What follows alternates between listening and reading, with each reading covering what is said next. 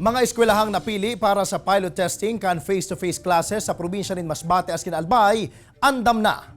Uyan report.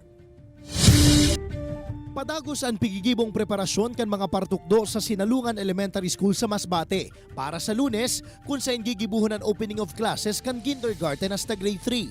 Sigon ki Vida Filipina Nasi, grade 3 teacher sa nasambitan ng eskwelahan, igwasindang inaapod na set A asin set B kung saan binanga sa duwa ang mga estudyante asin ang set A muna ang malaog sa Lunes. Yung set B, papasok sila sa November 22 na.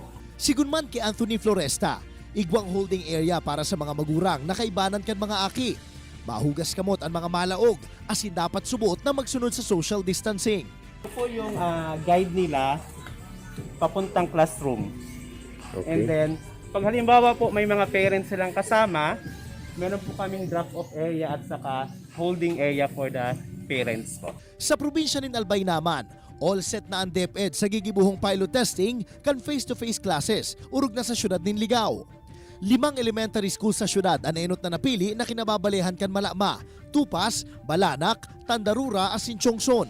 Sigun sa DepEd, areglado na ang gabos na aktibidades na gigibuhon sa Lunes kung saan matrayon po naman nindang nagibuan mga simulation exercises sa health protocols. So therefore, if we will be successful in this group of children, basically, we can have it with confidence. Ini si Jesse Cruzat, Balitang Bicolandia.